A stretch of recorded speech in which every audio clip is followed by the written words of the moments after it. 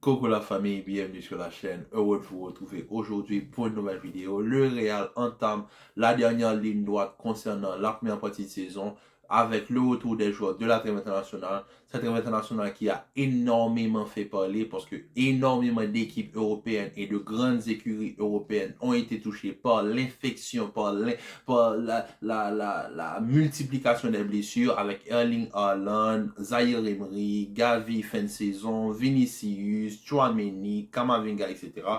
Donc, le Real qui entame la dernière ligne droite concernant la première partie de saison, il faut dire que le Real, c'est une hécatombe. Quand on regarde effectivement la liste des blessés, on a Bellingham, Chouameni, Ceballos, Courtois, Militao, Vinicius.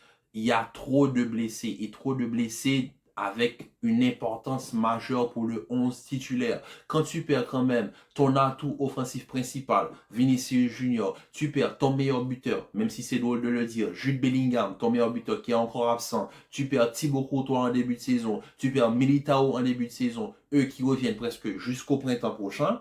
Et en plus de ça, tu as des joueurs qui n'ont même pas encore pu démarrer leur saison de manière convenable. Je parle bien sûr de Dani Ceballos et de Arda Güler.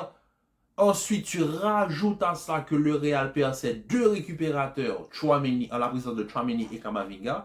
Tu te dis que la dernière ligne droite pour la première partie de saison n'est pas assurée. Parce que malgré l'absence de joueurs importants comme Thibaut Courtois et Eder Militao, le Real est arrivé quand même à surperformer. Et je le répète, le Real est en train de surperformer. Parce que le début de saison du Real Madrid, certes, le Real gagnait des matchs, mais le jeu n'était pas attractif. Ces derniers matchs, le Real nous a proposé du spectacle parce que Vinicius s'est retrouvé sur son côté gauche. Bizarrement, il s'est retrouvé sur son côté gauche, il a recommencé à accélérer et il s'est répété dès les premières minutes face à la Colombie.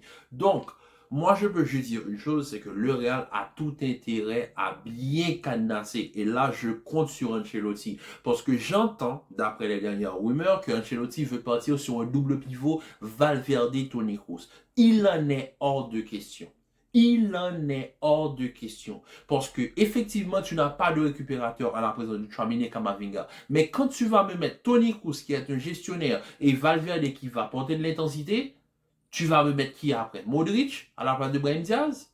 Parce que ça n'a aucun sens, en fait. Le double pivot Toni Kroos Valverde, il en est hors de question. Parce que déjà de base, Toni Kroos n'est pas son numéro 6 et Valverde encore moins un 6. Le 6, c'est ce qu'on appelle le joueur ingrat. C'est le joueur qui va encaisser toutes les vagues offensives avant même la défense centrale. C'est le joueur qui doit récupérer le ballon. Est-ce que dans les joueurs qu'il y a là, mis à notre disposition, à part peut-être Nico Paz qui a ce petit profil de récupérateur, Valverde n'est pas un récupérateur. Toni Kroos encore moins, Modric encore moins. Donc, le double pivot, Toni Kroos Valverde, il en est hors de question.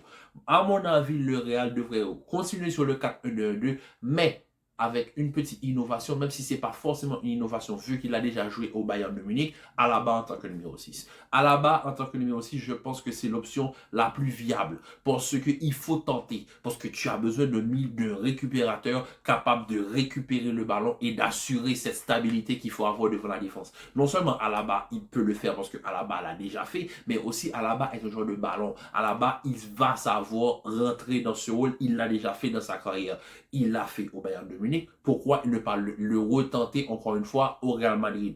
Parce que, à mon avis, si tu pars avec Alaba devant Nacho et Rudiger, et sur les phases offensives, tu fasses un système à 3 défenseurs permettant à Carval et Fran Garcia de prendre les côtés et de passer à un système à 3-5-2, je pense que ça, ce serait plus viable pour le Real Madrid. Donc, laissez-moi m'expliquer plus clairement. Je vais vous montrer clairement le dispositif avec lequel moi, je pense que le Real devrait commencer les matchs. Donc, on a effectivement Lounine dans les buts en l'absence de Kepa, parce qu'on sait tous que dès que Kepa revient, Kepa reprendra sa place de numéro 1 devant Lounine. Mais bon, Lounine, en tant que numéro 1, on lui fait confiance. Carval à la droite, Fran Garcia à gauche, défense centrale, Nacho Rudiger. Devant la défense, je tente David Alaba. Je mets David Alaba accompagné de Toni Kroos et de Fede Valverde. Derrière les deux attaquants, je mets Brahim Diaz, Rodrigo et Ocelou. Parce que je sais que Jude Bellingham peut revenir un petit peu plus vite que prévu, mais j'aimerais pas trop tenter le diable, parce qu'on sait très bien que Jude Bellingham, c'est un joueur qui a énormément de coffre, c'est un joueur qui donne énormément de son physique, et Jude Bellingham, il vient de se blessé à l'épaule. Aujourd'hui encore, il a été dit dans les entraînements de ne pas le toucher. Donc, c'est un joueur encore fragile. Donc, je ne vais pas prendre ce joueur et le remettre tout de suite dans la compétition, sachant que les joueurs de Liga, ils vont savoir où peser pour faire très mal. Donc, moi, j'aimerais conserver Jude Bellingham encore au repos et partir avec ce système tout en faisant confiance à nos jeunes de la Castilla. Pourquoi pas Nico Paz, Alvaro González, Iker Bravo et j'en passe. Donc, moi, je pense que le Real devrait partir sur un 4-1-2, bien sûr, mais avec un Alaba en tant que numéro 6. Mon ami Vicky Foot aussi, il a fait une vidéo concernant le 11 de départ que le Real devrait utiliser ce dimanche. Je vous invite à aller voir cette vidéo sur sa chaîne. C'est très intéressant ce qu'il dit. Je vous mets le lien en description. Mais pour moi, je pense que le Real devrait partir avec un Alaba en tant que numéro 6. Pour moi, c'est ce qu'il faut. Parce que si tu n'as pas ce numéro 6 devant la défense, tu vas partir avec un Toni Kroos Valverde.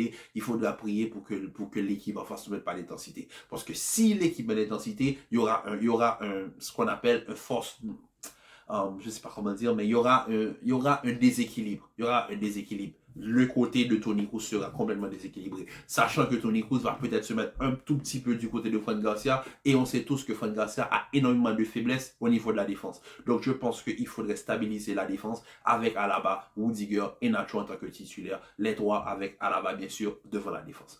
Donc sur ce, la famille, je vous dis à très vite pour une nouvelle vidéo. On se retrouve pour le match du Real Madrid. Restez en paix et en santé. Commentez, likez et partagez. Je vous fais plein de gros bisous. Et on se dit à très vite pour une nouvelle vidéo. Peace.